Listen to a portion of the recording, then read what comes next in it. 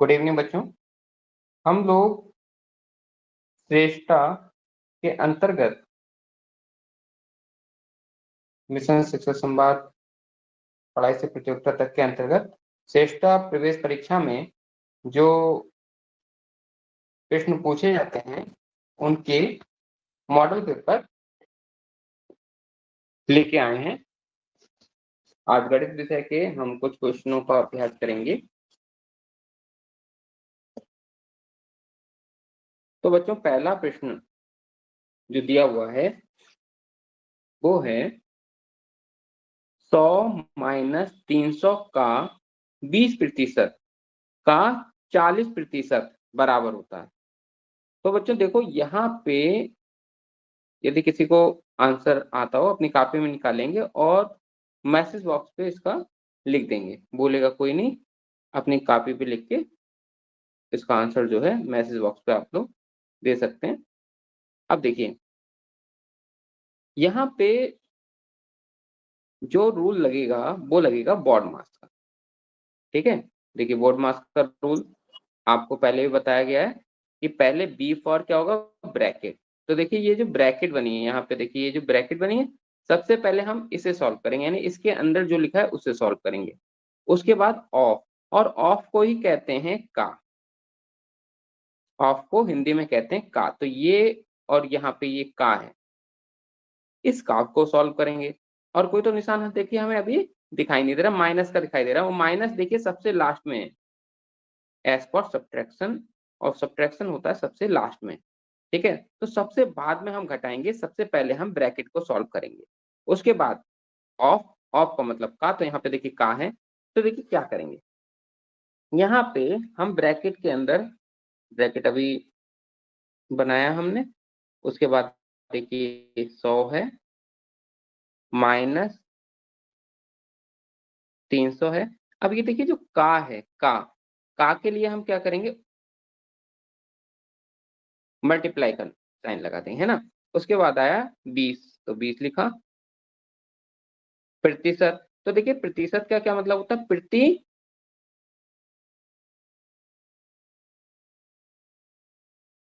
ये प्रतिशत का निशान है। प्रतिशत का मतलब है प्रत्येक 100 में, प्रत्येक 100 में। और इसका क्या मतलब होता है, यानी कि प्रतिशत बराबर होता है 1/100 के। तो यहाँ प्रतिशत लिखा, 20 के आगे प्रतिशत लिखा है, तो प्रतिशत की जगह हम इसे लिख सकते हैं 1/100। ठीक है, अब ब्रैकेट हमने क्या किया, बंद कर दिया, ये ब्रैकेट बंद। अब देखिए फिर से का लिखा है, का लिखा है, तो हम का को क्या करेंगे, गुणा लगा देंगे। फिर 40%, तो हम 40 लिखेंगे। और प्रतिशत का अभी हमने बताया क्या होता है, 1/100। अब देखिए पहले हमें क्या करना है, ब्रैकेट के अंदर सॉल्व करना है। और देखिए ऑफ के बाद क्या, ओ मल्टीप्लाई, तो मल्टीप्लाई देखिए दो जगह लगी, इन मल्टीप्लाई को सॉल्व करेंगे। तो देखिए नीचे 0 हो और ऊपर 0 हो, तो 0 से 0 कट जाता है, 0 से 0 गया, 0 से 0 गया। ठीक, अब देखिए अब ब्रैकेट के अंदर क्या बचा, एक तो ये 100 बचा, फिर माइनस, अब ये देखिए एक ये 30 बचा है और ये एक 2 बचा है। 30 की 2 से गुणा कर दो, 2 3 6, और ये हो गया 0, तो आपका बचा 60।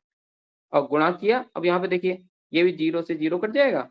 अब इन्हें भी सॉल्व कर दो, तो 2 दूनी 4 होता है और 2 पंजे 10 होता है, दोनों कट गए। तो बाहर बचा है 2/5। सबसे पहले ब्रैकेट करते हैं, तो देखिए अभी ब्रैकेट बची हुई है, तो ब्रैकेट को अभी सॉल्व करना है। तो 100 में से 60 गया, 100 में से जैसे 60 गया, कितना बचेगा आपका, 40 बचेगा। और गुणा 2/5। अब देखिए 2/5 बचा है, 5 के पहाड़े में 40 आता है, इन्हें काट देंगे पहले। ठीक है, 5 8 40, तो 8 और 2 बचा, 8 की 2 से गुणा करो, 8 दूनी 16। ठीक है, संतोष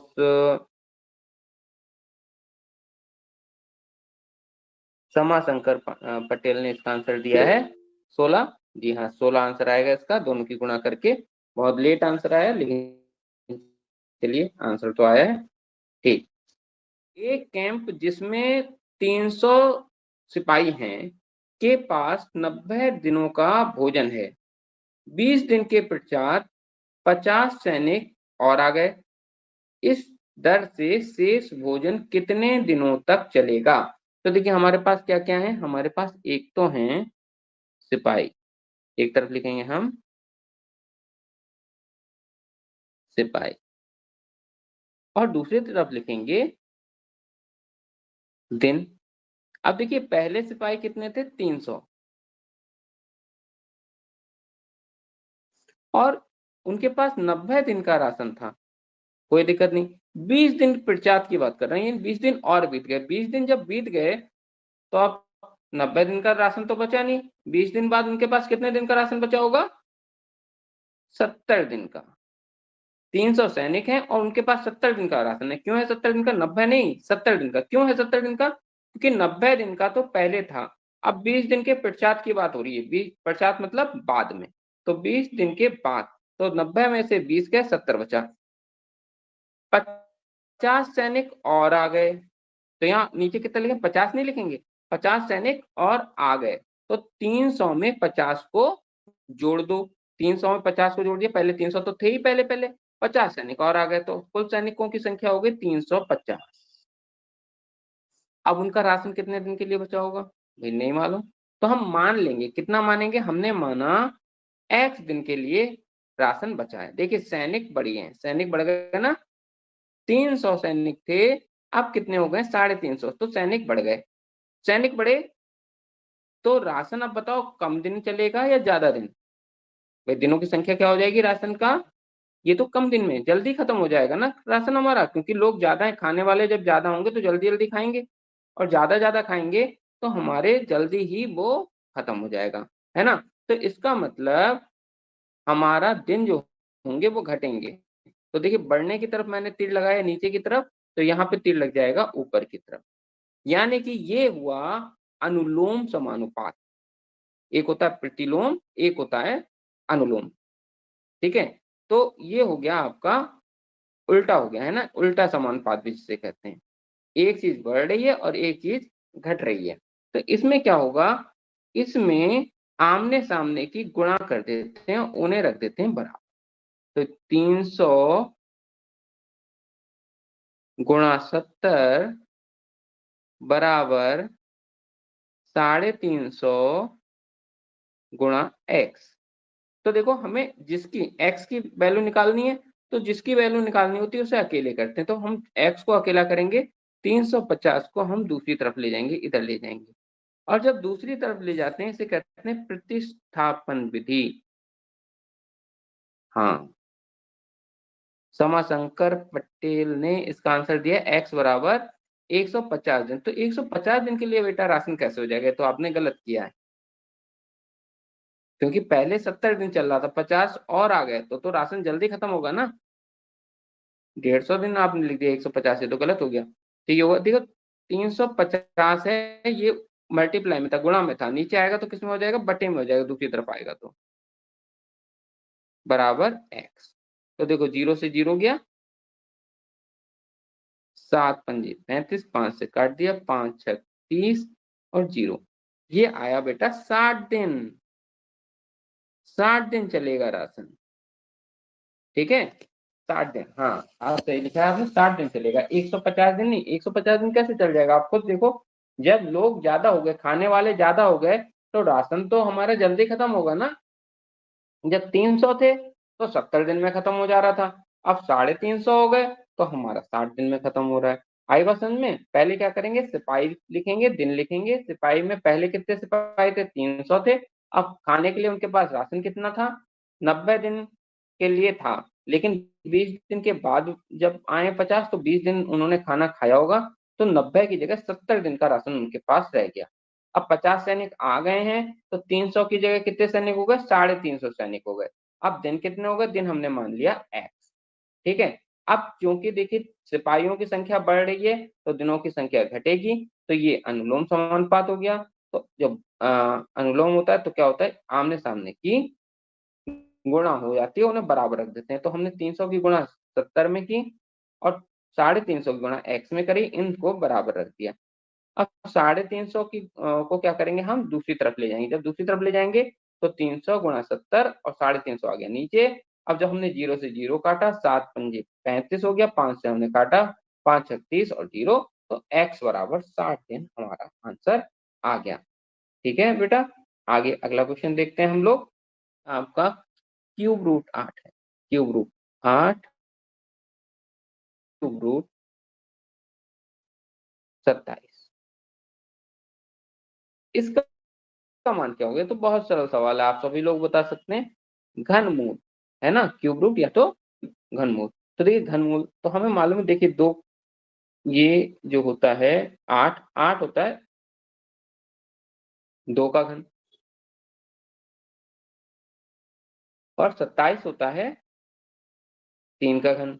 जब इसमें से निकलेगा ये जो आपका घनमूल लगा हुआ है, इसका मतलब हुआ इसकी पावर होती है 1/3 और प्लस 3 की पावर 3, इसकी पावर होती है 1/3। 3 से 3 गया, 3 से 3 गया, यहाँ बचा 2 और यहाँ बचा 3, तो 2 और 3 को जोड़ा और आंसर आया 5। तो इसका आंसर आ गया 5। सही आंसर क्या है? 5 है। चलो अगला प्रश्न करेंगे हम लोग। अगला प्रश्न है x की power 3 plus 4x minus p बराबर x minus Q x plus 7। ये हमें इसमें p और q की मान निकालना है। इसमें हमें निकालना है कि ये p कितना है और ये q कितना है। आप कैसे निकालेंगे भाई? तो हम क्या करें, यहाँ जो दूसरी तरफ, जो हमारे दाईं हाथ की तरफ राइट हैंड साइड में जो ब्रैकेट हैं, उन दोनों की आपस में गुणा कर दें। तो कैसे गुणा होगी? देखिए, पहले हम इस x की गुणा इस x से करेंगे, फिर x की गुणा 7 से करेंगे, फिर q की गुणा x से करेंगे, फिर माइनस क्यू की गुणा 7 से करेंगे, है ना। तो आप करके देखते हैं। तो यहाँ पे देखिए, यहाँ तो कुछ भी नहीं बदलेगा, x की power 2 plus 4x minus p बराबर x की गुणा x से करिए तो क्या आ जाएगा, x की पावर 2, x की पावर 7 से करिए क्या आ जाएगा, प्लस का 7x। अब माइनस क्यू की गुणा x से करेंगे तो क्या आएगा, माइनस का qx। अब q की गुणा जब 7 से करेंगे तो हमारा कितना निकल के आएगा, माइनस का 7q। इतना निकल के आ गया। अब देखिए 7x तो ऐसे ही लिख दो, और यहाँ पे इन दोनों में कुछ कॉमन आ रहा है। हाँ कॉमन आ रहा है। क्या कॉमन आ रहा है? x कॉमन आ रहा है। हमने x को कॉमन ले लिया। जब x कॉमन लिया तो 7x में क्या बचेगा, 7, और qx में क्या बचेगा, q, और माइनस का 7q है ये आपका, है ना।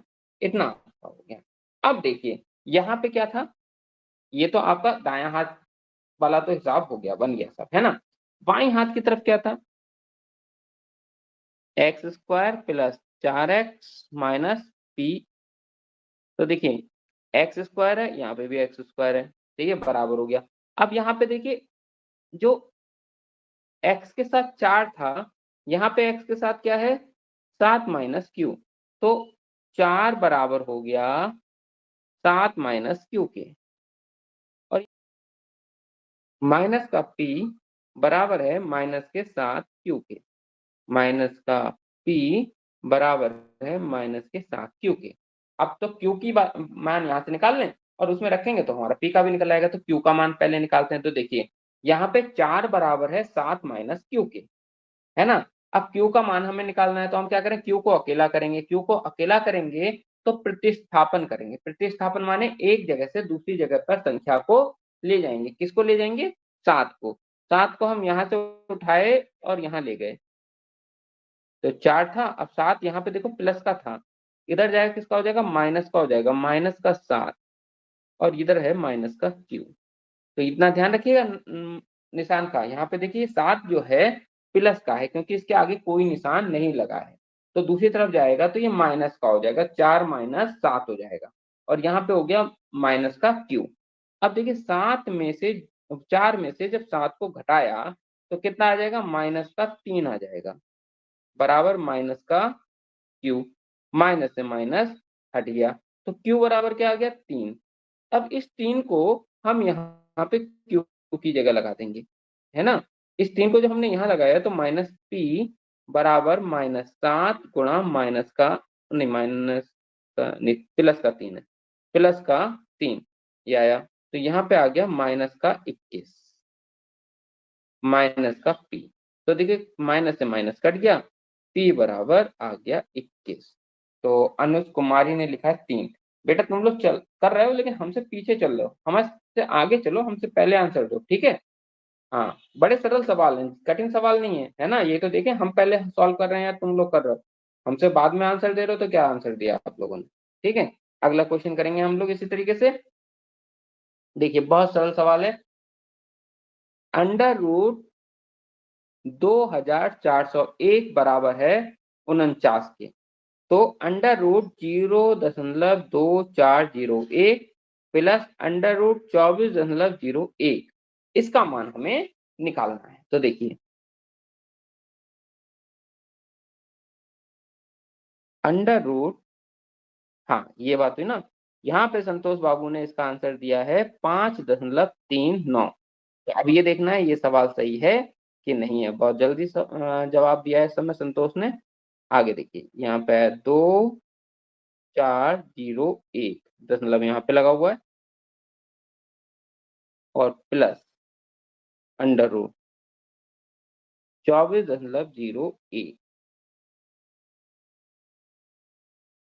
अच्छा, ये संतोष बाबू की आईडी पे हैं आशुतोष दुबे, ठीक है, आशुतोष दुबे ने आंसर दिया है 5.39। अब हम सॉल्व करके देखते हैं कि आशुतोष का आंसर सही है, यानी कि आशुतोष सही आंसर दिए हैं या फिर नहीं। आप लोग भी बच्चों और लोग ट्राई करो कि देखें कि आंसर क्या आएगा। तो देखिए इतना है, इसका मान हमें निकालना है। अब हम क्या करेंगे, जब हम अंडर रूट निकालना है, हम सबसे पहले दशमलव को हटा दें। दशमलव को हटाने के लिए हम क्या करेंगे, बट्टे का निशान लगाएंगे और दशमलव जहां लगा उसके नीचे 1 लिख देंगे, 1 0 0 0 0, ये लिख दिया। इसका मतलब ये दशमलव आपका हट गया। ऐसे यहाँ पे जहां दशमलव लगा है उसके नीचे 1 लिखो और 2 0 लगा दो। अनुज कुमारी ने इसका आंसर दिया 24.2501। तो ये करके देखते हैं कि किसका आंसर सही है। अब यहाँ पे देखें, अब अंडर रूट आपका हो गया 2401 बटे 10,000, और यहाँ पे हो गया ये मतलब घट गया 24, ये आपका। अब देखिए 2401 का हमें अंडर रूट निकालने की जरूरत नहीं है, पहले ही हमसे कह दिया है कि उसका आंसर क्या है, 49 है। अब नीचे जो ये दिया है आपका, इसका आपको निकालना है। तो देखिए 2 जीरो का ये पेयर बना, 2 जीरो का एक ये पेयर बना, ये आपके हो गए 100। राम भवन यादव ने भी 5.39 आंसर दिया है। फिर प्लस यहाँ पे देखिए इसका भी आंसर 49 हुआ, और 100 का जो अंडर रूट होता है वो कितना होता है, 10। तो देखिए यहाँ पे भाग देकर देखें, 100 से भाग देने की कोई जरूरत नहीं, 2 जीरो हैं तो 2 से पहले दशमलव लग जाएगा, यहाँ पे दशमलव लग जाएगा, तो दशमलव 49 आ गया यहाँ पे दशमलव आपका होगा यहाँ। और जब 1 है तो कहाँ पे दशमलव लगेगा, यहाँ पे प्लस आ गया 4.9। अब इनको जोड़ना है, तो देखिए जोड़ने में गड़बड़ मत करिएगा, है ना। जोड़ने में गड़बड़ क्या हो जाती है, कभी कभार हम देखते हैं, क्या है हमने देखा कि भैया यहाँ पे जोड़ दिया सीधे सीधे ऐसे ही, है ना। हम क्या करेंगे, दशमलव के नीचे दशमलव को रखेंगे, दशमलव के नीचे दशमलव को रखेंगे, दशमलव के नीचे दशमलव आया तो देखिए पहली संख्या क्या थी, 4, और ये आ गई 9। अब जब इन्हें जोड़ेंगे तो देखिए 9 के नीचे ऊपर कुछ नहीं है तो 9 आ जाएगा, और देखिए 9 के नीचे 4 है तो क्या आएगा, 3 आएगा, हासिल का 1 हो जाएगा, दशमलव लगाया और यहाँ पे आ गया 5। तो ये आपका आंसर आ गया 5.39। ठीक है, तो सबसे पहले आशुतोष ने आंसर दिया था, बहुत सही। उसके बाद राम भवन यादव ने भी आंसर दिया, बिल्कुल सही। अनुज कुमारी ने पहले गलत आंसर दिया था। तो बेटा सही से इसे सॉल्व करना है, बहुत सरल सवाल है, आराम से देखें इन्हें। अगला प्रश्न हम लोग देखते हैं, 4325 गुणा 10 की पावर -4 को मानक रूप में लिखें। तो पहले हम ये जानते हैं कि ये मानक रूप होता क्या है। मानक रूप में लिखना है, लेकिन मानक रूप है क्या? तो देखिए, मानक रूप संख्याओं को या समीकरण को लिखने का एक विशेष तरीका है, जो हम आसानी से तुलना करने के लिए, यानी ये जब हम मानक रूप में लिखते हैं तो आराम से तुलना कर लेते हैं, जल्दी तुलना हो जाती है, उनके साथ काम करने में मदद करता है। मानक रूप में संख्याओं को दो भागों में गुणन के रूप में लिखा जाता है। एक तो 1 से लेके 10 तक के बीच की संख्या होगी और 10 की घात होगी, यानी 1 से लेके 10 तक की संख्या होगी और 10 की घात होगी। जैसे ये देखिए, यहाँ पे 5000 है, 5000 है, तो हमने क्या किया, अब हमें 1 से लेके 10 तक की संख्या लिखनी है, यानी कि 5 लिखनी है। तो 5 की गुणा कर दी 10 की घात 3 से, ठीक है, तो हमारी यही चीज आ जाएगी। तो ये आपका मानक रूप हो गया, यानी 5 गुणा 10 की घात 3। ये अब इस संख्या का क्या मानक रूप होगा, ये आप लोगों को बताना है। ठीक, तो देखिए, 4 3 2 5 गुणा 10 की घात -4, इसका मानक रूप लिखना है। तो हमारा देखिए क्या होना चाहिए, दशमलव यहाँ लगा हुआ होना चाहिए, क्योंकि हमें 1 से लेके 10 तक की संख्या चाहिए। तो यहाँ पे 1 से लेके 10 तक की संख्या में क्या आएगा, 4 आएगा। तो 4 के बाद क्या आ जाना चाहिए, 4 के बाद आपका दशमलव आ जाना चाहिए, 4.325। अब जब ये दशमलव लगा है, तो इसका मतलब क्या हो जाएगा, गुणा 10 की पावर कितनी होगी, 3। क्योंकि देखिए, 1 2 3 3 संख्या, तो 10 की पावर कितनी हो गई, 3। नहीं बेटा, संतोष बाबू यानी आशुतोष ने लिखा है 0.0432, ये नहीं होगा। क्यों नहीं होगा, क्योंकि मानक रूप में हमने आपको बताया कि मानक रूप 1 से लेके 10 तक की संख्याओं के बीच में लिखा जाता है। ये तो 10 से छोटी हो गई, यानी 4 दशमलव में लिखा जाएगा, 4.325 गुणा 10 की घात 3, ठीक है, और गुणा 10 की घात यहाँ पे क्या है, -4 है। ठीक, अब देखिए, ये है 10 की घात 3 और ये है 10 की घात -4। गुणा में घातें जुड़ जाती हैं, ये आपको मालूम होना चाहिए, गुणा में घातें जुड़ जाती हैं। तो यहाँ पे 10 की घात 3 है, 10 की घात -4 है, इन दोनों को जोड़ दो, 10 की घात 3 और -4। आप कहोगे आप तो माइनस कर रहे हो, माइनस इसलिए कर रहे हैं क्योंकि -4 जोड़ा जा रहा है ना, तो 3 -4, तो 4.325 गुणा 10 की घात 3 में से जब 4 को माइनस करेंगे तो आ जाएगा -1। तो ये आपका मानक रूप हो गया, 4.325 गुणा 10 की घात -1।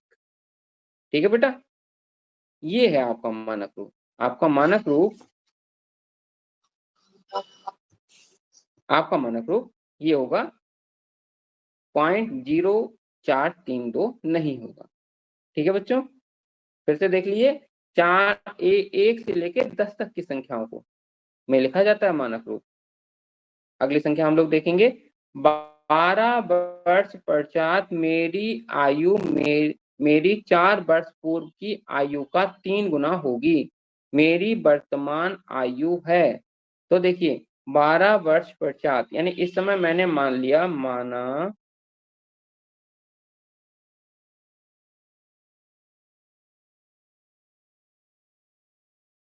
वर्तमान आयु बराबर x। वर्तमान आयु x है, तो 12 वर्ष पश्चात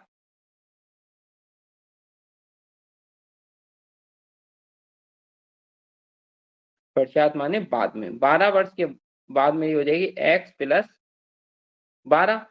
आयु मेरी 4 वर्ष पूर्व की आयु, और 4 वर्ष पूर्व कितनी थी मेरी, 4 वर्ष जाएगा पूर्व, 4 वर्ष पूर्व क्या हो जाएगा, x -4 हो जाएगी। ठीक है, 12 वर्ष पश्चात x प्लस 12 हो जाएगा, और 4 वर्ष पूर्व के मतलब हुआ x -4 हो जाएगा। ठीक है, अब देखिए क्या करें, कि 12 वर्ष पश्चात मेरी आयु 4 वर्ष पूर्व की आयु। हाँ, संतोष ने इसका आंसर दिया है, संतोष यानी कि आशुतोष ने इसका आंसर दिया है 7। देखते हैं सही आंसर है कि नहीं है। 4 वर्ष की पूर्व की आयु की 3 गुनी हो जाएगी, है ना। तो यानी कि इसका मतलब ये हुआ 12 वर्ष पश्चात मेरी आयु मेरी 4 वर्ष पूर्व की आयु की 3 गुना हो जाएगी। 3 यहाँ से देखिए ये हो गया 3 गुना, यानी कि जो मेरी 4 वर्ष पूर्व थी उसकी 3 गुना हो जाएगी। तो हमने 3 गुना किया और दोनों को बराबर रख दिया। तो x प्लस 12 बराबर 3 की गुणा x से करी तो क्या आएगा 3x, और 3 की गुणा 4 से करी तो माइनस का 12 आया, है ना। तो हम क्या करेंगे, x को एक तरफ ले जाएंगे और जिसमें x नहीं है उन्हें दूसरी तरफ ले जाएंगे। ठीक है, ये आपका हुआ x माइनस 3x बराबर, देखिए -12 है और उधर से भी -12 आपका आ गया। x माइनस 3x और -12 और -12। ठीक है, हाँ आपसे लिखा है आशुतोष ने कि आयु 12 और समाशंकर पटेल ने इसको लिखा है 2x बराबर 0। 2x बराबर 0 नहीं है बेटा, क्योंकि दोनों माइनस माइनस के हैं, है ना। इतना ध्यान रखिए, माइनस और माइनस है तो क्या हो जाएगा, दोनों जुड़ जाएंगे। ठीक है, -12 और -12, तो -12 और -12 देखिए दोनों -12 है तो ये दोनों जुड़ जाएंगे। तो -12 और -12 जुड़ेंगे तो कितना हो जाएगा, माइनस का 24 हो जाएगा। और x माइनस 3x है, x माइनस 3x है। तो आपने क्या किया, x में जब 3x 2x बचेगा, कितना बचेगा, हाँ x माइनस 3x। तो जब x में 3x को माइनस करेंगे तो हमारा आएगा माइनस का 2x और बराबर। अब ये देखिए, हाँ देखो ये फिर आपने लिखा 24, है ना। देखिए 24 नहीं, ये देखिए दोनों माइनस माइनस जुड़ रहा है ना, तो माइनस का 24 आएगा, है ना। समाशंकर पटेल ने लिखा है कि -2x बराबर 24 आ रहा है। -2x बराबर 24 नहीं आ रहा, -2x बराबर -24 आ रहा है ना। तो यहाँ पे देखिए, क्योंकि ये दोनों माइनस माइनस के जोड़ रहे हैं ना, -12 और -12, तो -12 कितने हो गए, -24 हो गए। अब ये देखिए, अब यहाँ पे हम x को छोड़ेंगे और -2 को ले जाएंगे दूसरी तरफ, -2 इन 24 बटे -2, माइनस से माइनस कट गया। अब 2 से जब भाग देंगे 24 को तो क्या आ जाएगा हमारा 12, यानी कि वर्तमान आयु मेरी कितनी है, 12 वर्ष आयु मेरी है। x बराबर 12 वर्ष आया। ठीक है बेटा, इतना ध्यान रखना, जो निशान है निशानों का ध्यान रखना। यदि आपने माइनस का प्लस, प्लस का माइनस कर दिया तो सारा सवाल आपका गलत हो जाएगा, है ना। यहाँ पे देखिए दोनों माइनस माइनस के हैं तो दोनों जुड़ेंगे, लेकिन निशान आपका माइनस का ही रहेगा। तो -2x बराबर -24 रहेगा, इतना ध्यान रखिएगा, है ना। यदि आपने इसका गलत कर दिया तो सवाल गलत हो जाएगा, वरना सवाल कहीं से आपका गलत होने की चांसेस नहीं है। जैसा जैसा सवाल कहता जाए वैसा वैसा आप करते रहें। अगले सवाल की तरफ हम जाते हैं। एक धनराशि पर 5% वार्षिक ब्याज की दर से 3 वर्ष का चक्रवृद्धि ब्याज रुपए 1226.61 रुपए प्राप्त होता है। निवेश धनराशि का मतलब होता है मूलधन। अब देखिए, आपने चक्रवृद्धि ब्याज के सवाल करे होंगे और आपने देखा होगा वहां पे क्या होता है, मिश्र धन, चक्रवृद्धि मिश्र धन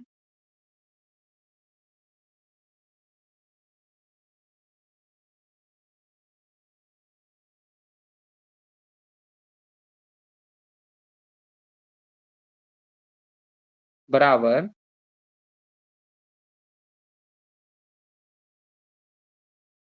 मूलधन 1 प्लस दर बटा 100 और ब्रैकेट के बाहर यहाँ पे आपका आंसर आ गया एन। एन माने समय, यहाँ पे समय लिख देता हूँ, समय। ठीक है, जिसे शॉर्ट में लिख देते हैं हम ए बराबर टी, एक प्लस दर कितनी होती है आर बटे 100, और समय को हम लिख देते हैं एन। तो देखिए ए क्या है, मिश्रधन है। मिश्रधन क्या होता है, मूलधन प्लस ब्याज। तो मूलधन कितना है पी, और ब्याज को हम मान लेते हैं आई, बराबर पी एक प्लस आर बटे 100 और एन। तो आई बराबर हो जाता है आपका पी एक प्लस आर बटे 100 की पावर एन और माइनस का पी। ये आपका चक्रवर्ती ब्याज का सूत्र हो गया। चक्रवर्ती ब्याज आपका कितना दिया हुआ है, चक्रवर्ती ब्याज आपका दिया है 1261, बराबर मूलधन आपको पता नहीं है, तो मूलधन देखिए यहाँ पे भी पी है, यहाँ पे भी पी है ना, पी अभी लिख लेते हैं पी।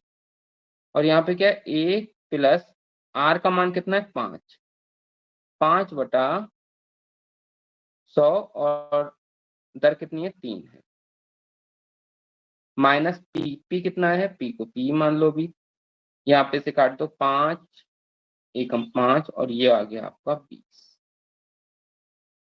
ठीक है, थोड़ा जगह कम बच रही है तो इसको हम फिर से लिखते हैं। देखिए क्या आया था हमारा, आई बराबर हमने फॉर्मूला इसका निकाल लिया था पी 1 प्लस आर बटा 100 की पावर एन और माइनस का पी। पी कितना है, वो आई कितना है, आई हमारा 1261 है।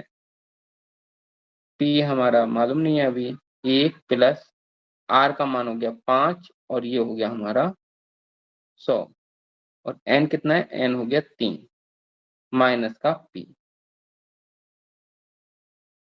तो पी एक, अब यहाँ पे देखो इसे काट दो, 5 एकम 5 और 5 दूनी 10, और ये हो गया, तो ये आया 1/20 माइनस पी। अब जब इसे देखिए एक को जब हम 1/20 से जोड़ेंगे तो हमारा आता है 21/20, और इसकी पावर कितनी है 3 है, ये पावर 3 माइनस का पी। अब देखिए, अब इसे हम खोल लें, जो हमारी पावर है पावर को हम खोल लें, तो 21 की पावर 3, तो 21 को हम 3 बार गुणा करेंगे, या फिर घन आप याद कर लें, तो 21 गुणा 21 गुणा 21 करेंगे तो हमारा ये आएगा 9261। अब 20 गुणा 20 गुणा 20 करेंगे तो ये हमारा आ जाएगा 8000, और माइनस का पी ये आया। अब देखिए यहाँ पे भी पी है और यहाँ पे भी पी है, इनमें हम दोनों जगह पी यदि कॉमन ले लें, पी हमने कॉमन ले ली, तो हमारा अंदर आएगा 9261 बटे 8000 माइनस का 1, क्योंकि हमने पी को कॉमन ले लिया है। तो पी, अब यहाँ पे जब हम सॉल्व करेंगे तो 8000 देखिए नीचे आया हमारा, और ऊपर आया 9261 माइनस 8000,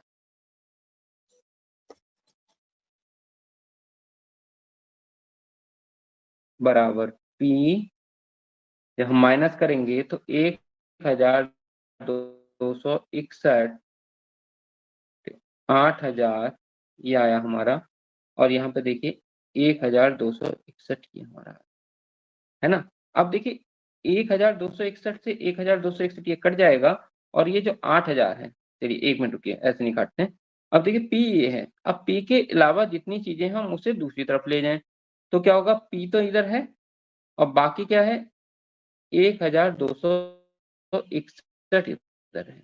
तो जब हम एक तरफ से दूसरी तरफ ले जाते हैं, पक्षांतर करते हैं, तो जो नीचे होती है संख्या वो तो ऊपर चली जाती है, तो ये 8000 तो ऊपर आ गया, और 1261 ये नीचे आ गया। अब देखिए 1261 से 1261 कट गया, P बराबर 8000 हमारा बच गया, P बराबर 8000, ये हमारा आंसर हो गया। यानी कि निवेश करी हुई धनराशि हमारी निकल के आ गई 8000। ठीक है बच्चों, ये हो गया आपका चक्रवृद्धि ब्याज का सवाल। ठीक है, क्या करना है, पहले देखना है हमें चक्रवृद्धि ब्याज का, या तो आप ये सूत्र याद कर लें।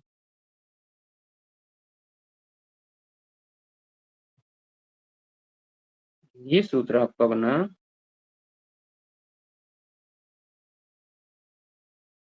ये इसमें ये 3 नहीं है, 3 तो नीचे नीचे बटे में था। या तो आप ये सूत्र याद कर, ठीक है, या तो इसे निकाल लें। अब ये देखिए है भी क्या, पी जो यहाँ माइनस का आया वो यहाँ पे था प्लस में, है ना, क्यों प्लस में था, पी प्लस आई, ये होता है हमारा मिश्र धन। मिश्र धन बराबर होता है मूलधन 1 प्लस 10 बटा 100 की पावर n। ये आपका सूत्र होता है चक्रवृद्धि ब्याज का। चक्रवृद्धि ब्याज आपको दिया हुआ है, बाकी पी आपको निकालना है, बाकी सब चीजें आपने, आर भी आपको दिया हुआ है, आपने सब कुछ लगाया, गुणा भाग की, पी को आपने निकाल के रख दिया। ठीक है, ये आपका हुआ। अगला सवाल देखते हैं हम लोग।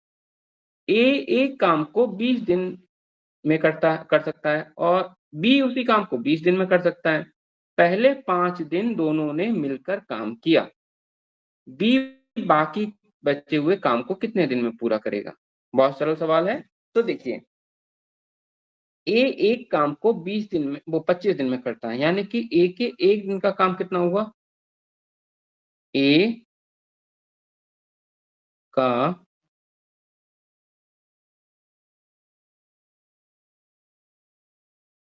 एक दिन का काम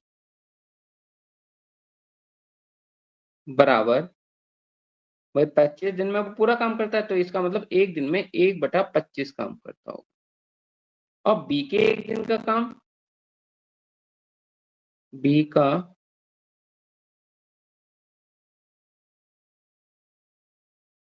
का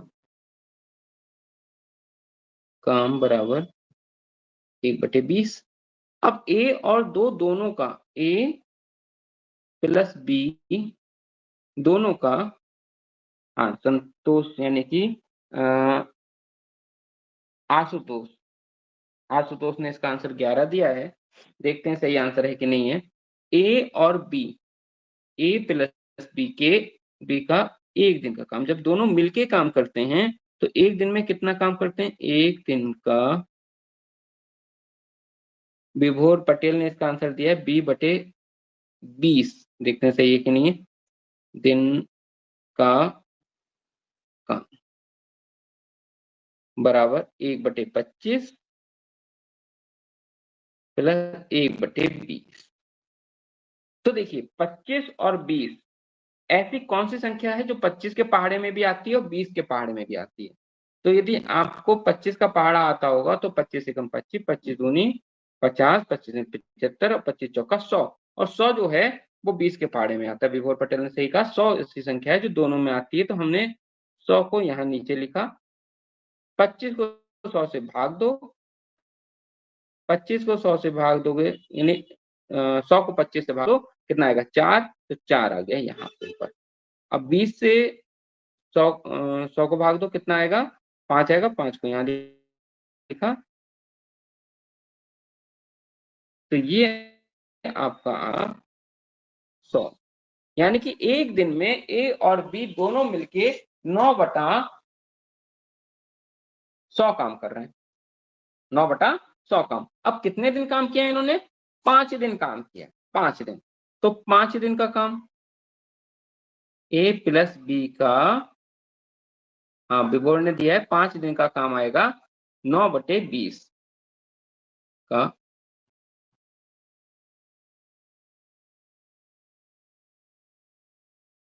5 दिन का काम बराबर, इसको गुणा कर दो 5 से। जब 5 से गुणा करेंगे, 5 के इसे करिएगा, कितना है 20, तो आ गया 9/20। बिल्कुल सही आंसर दिया विभोर ने कि 5 दिन का काम जो आएगा 9/20 आएगा, आ गया। अब काम 9/20 तो इन दोनों ने मिलके कर लिया। अब कितना काम बच गया, कितना काम बचा, 5 दिन के बाद कितना काम शेष बचा, शेष काम बराबर 1 माइनस 9/20 बराबर 20 और 20 माइनस 9 बराबर आया 11/20। हाँ, विभोर ने सही लिखा है। 11/20 जो आया वो आया शेष काम जो बचा हुआ काम है वो है 11/20। 11/20 है और एक दिन में ये काम कितना करता है? 1/20। तो 11/20 काम कितने दिन में करेगा? 11, है ना? कितने दिन में करेगा? 11 दिन में। ठीक है, तो जो सबसे पहले आंसर आया था आशुतोष का कि 11 दिन में, तो वो 11 दिन बिल्कुल सही निकल के आया। इसका आंसर आया 11 दिन में। पी कितने दिन में काम करेगा? 11 दिन में ये काम पूरा करके दे देगा। ठीक है, तो 11 इसका आंसर सही है। अगला प्रश्न हम लोग करेंगे। 8, 15 और 20 से विभाजित होने वाली सबसे छोटी पूर्ण वर्ग संख्या निकालें। ठीक है, सबसे छोटी, जहां बात आती है सबसे छोटी, ठीक है, जब बड़ी होती है तो हम लासापा निकालते हैं, जब छोटी निकालनी होती है तो हम मासापा निकालते हैं। ठीक है, तो हम इसका ऐसी संख्या निकालेंगे जो इन तीनों के पहाड़े में आती है। तो हम इसके गुणनखंड करेंगे।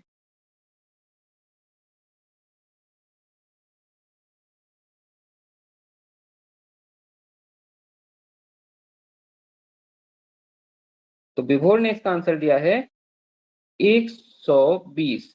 तो बेटा 120 जो है वो पूर्ण वर्ग संख्या नहीं है, और यहाँ पे इसने पूछा है पूर्ण वर्ग संख्या। सबसे छोटी तो है लेकिन साथ में कंडीशन लगी है पूर्ण वर्ग संख्या भी है। हमने इसको निकाला। अब देखिए, तो पहले दो, दो दूनी दो, दो से इसे काटेंगे तो 2 चौक 8, 15 और 2 ढाई कट गया। अब फिर से 2 से काटेंगे तो 2 दूनी 4, 15 और यह आया 5। फिर से 2 से काट दो, 2 एकम 2, 15, 5। 5 से काटो, एकम 3 एकम। 3 से काटो, 1 1 1। तो देखो जो संख्या आई 2 गुणा 2 गुणा 2 गुणा 5 गुणा 3, जब हम इसकी गुणा करेंगे कितना आएगा? 2 दूनी 4, 4 दूनी 8, 8 पंजे 40 और 40 तिया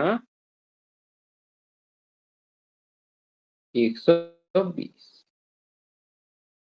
120 संख्या ऐसी है जो 8 से भी कट रही है, 15 से भी कट रही है, लेकिन और 20 से भी कट रही है, तीनों से कट रही है। लेकिन क्या ये पूर्ण वर्ग संख्या है? नहीं है। क्यों? क्योंकि देखिए 2 का तो जोड़ा बना, बाकी किसी भी संख्या का जोड़ा नहीं बना। 220 लिखा है जानकी गुप्ता ने, लेकिन देखो बेटा 220 भी मेरी समझ से पूर्ण वर्ग संख्या नहीं होगी, और शायद वो तीनों संख्याओं से कट भी नहीं रही है, 8 से कट भी नहीं रही है ना? 121 भी बेटा गलत हो गया। 121 तो 20 से ही नहीं कट रही, ना 15 से कट रही है ना, ना 8 से कट रही है, तो ये तो कट ही नहीं रही, तो 121 तो हुआ नहीं। पूर्ण वर्ग संख्या निकालनी है तो देखो 2 का जोड़ा तो बन गया, लेकिन इस 2 का और इस 5 का और इस 3 का बना नहीं? बना ना? तो इनकी भी गुणा कर दो। तो हम इसमें 2 की गुणा करेंगे, 5 की गुणा करेंगे और 3 की गुणा करेंगे, यानी कि तब क्या होगा? जोड़ा बन जाएगा। इस 2 का भी जोड़ा बन जाएगा, इस 5 का भी जोड़ा बन जाएगा, इस 3 का भी जोड़ा बन जाएगा। बन जाएगा।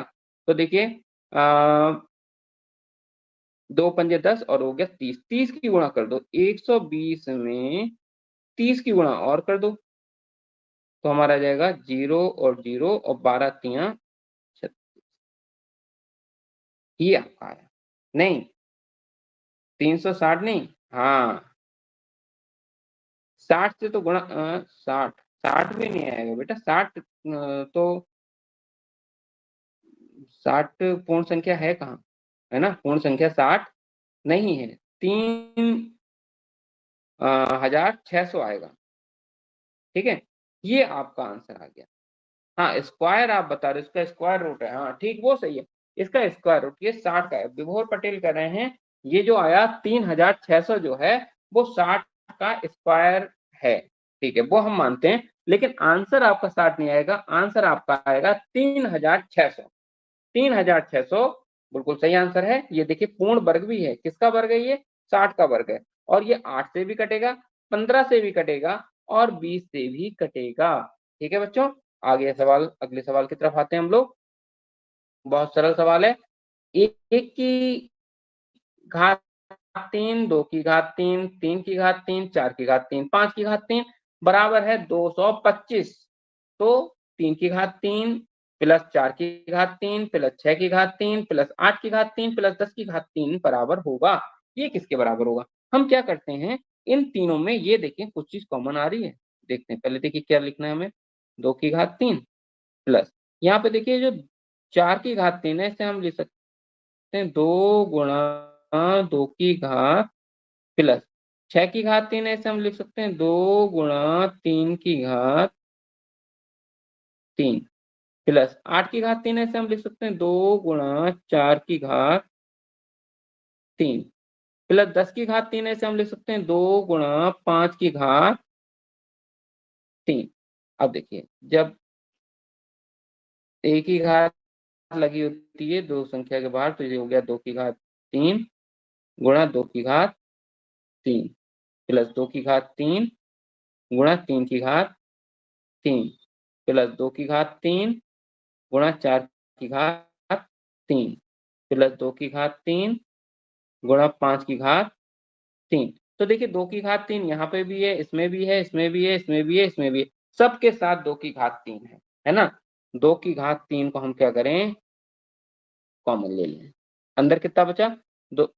हाँ, तो आशुतोष ने इसका आंसर दिया है 1800, 1800। देखते हैं सही है कि नहीं है। तो देखिए 2 की घात 3 को जब कॉमन लिया तो यहाँ क्या बचेगा? 1। यहाँ क्या बचेगा?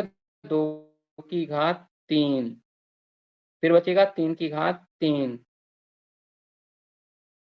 फिर बचेगा प्लस का 4 की घात 3 और फिर बचेगा प्लस का 5 की घात 3।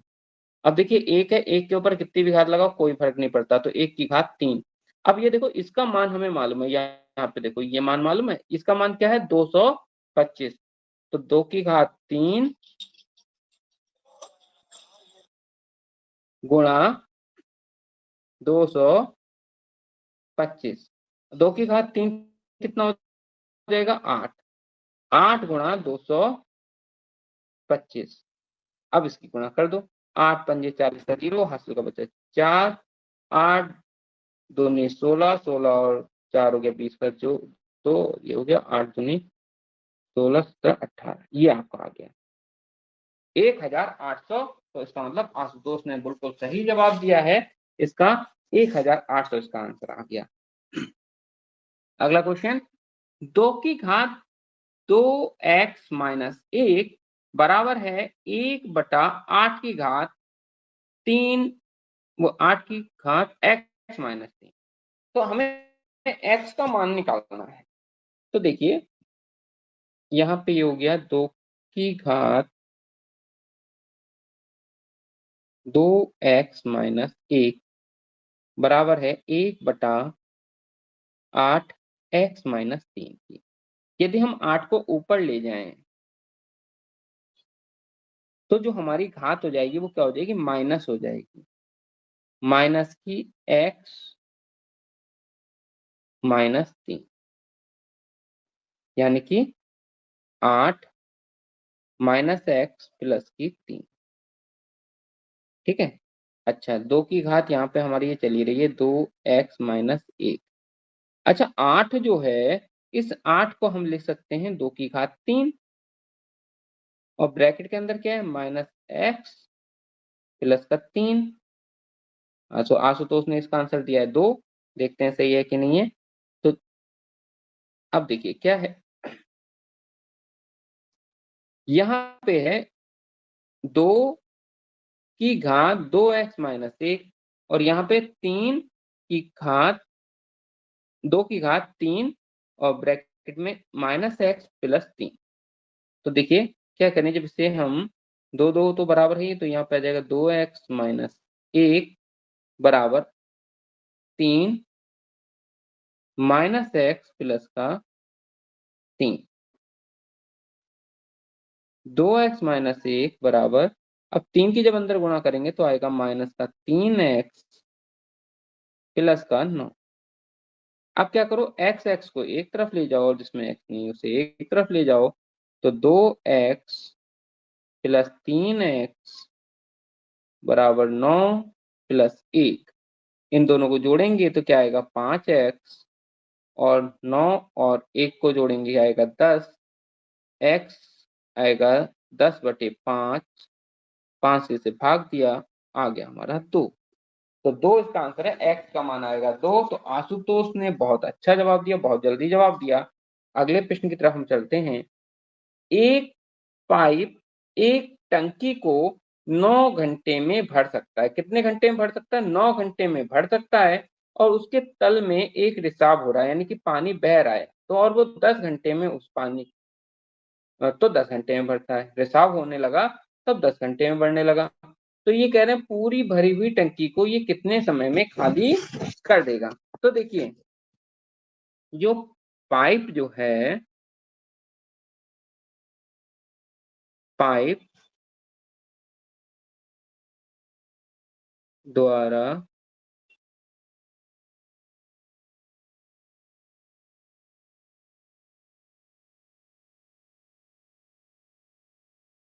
टंकी भरने में लगा समय कितना है? 9 घंटे। तो 1 घंटे में कितना बढ़ता होगा? तो पाइप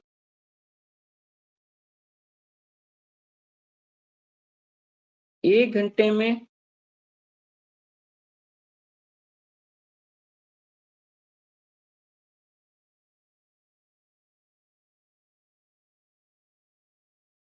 भरता है, टंकी कितनी टंकी भरता है? 1/9। लेकिन जब रिसाव होने लगा, रिसाव जब होने लगा तो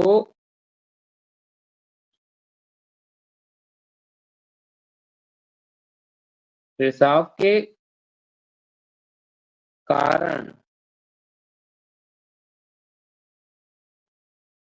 1 घंटे में भरा भाग बराबर 1/10। ठीक है, तो रिसाव कितना हो रहा है?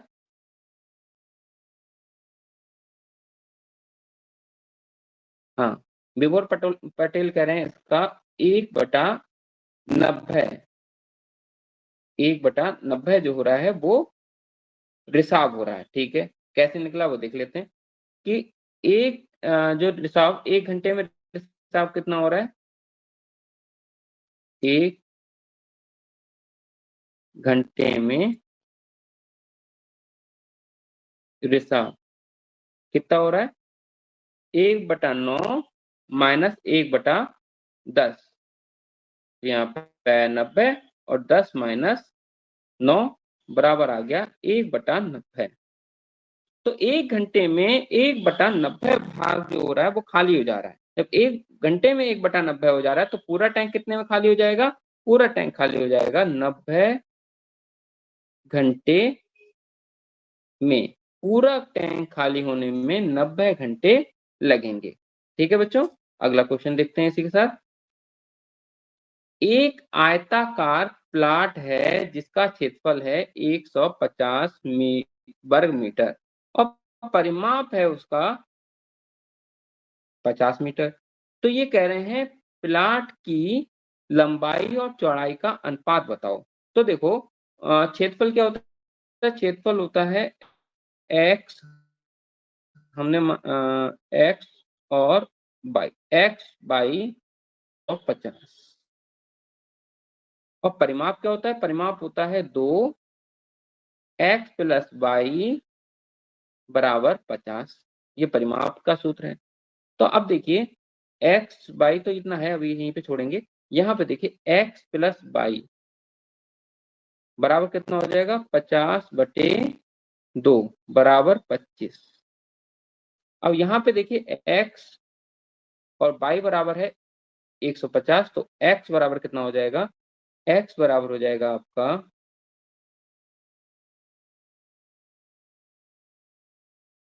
यहाँ से निकलेगा।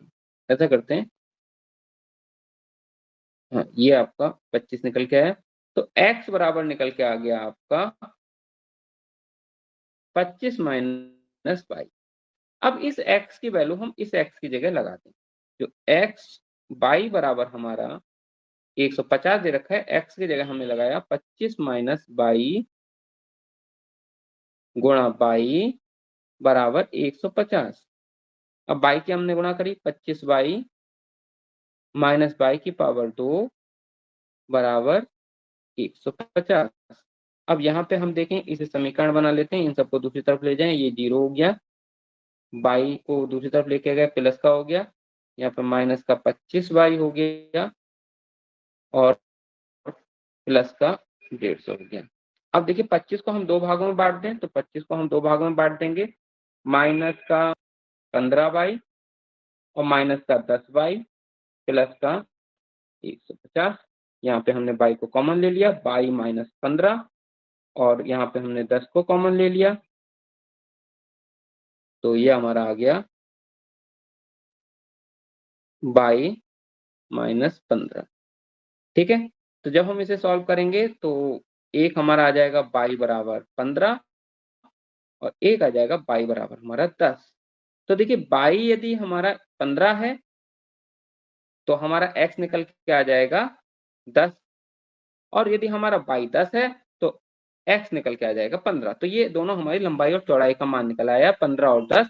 इनका अनुपात निकाल लें तो इनका अनुपात होगा 15:10 यानी कि 3:2। ये हमारा आंसर निकल के आया 3:2, ये हमारा सही आंसर है।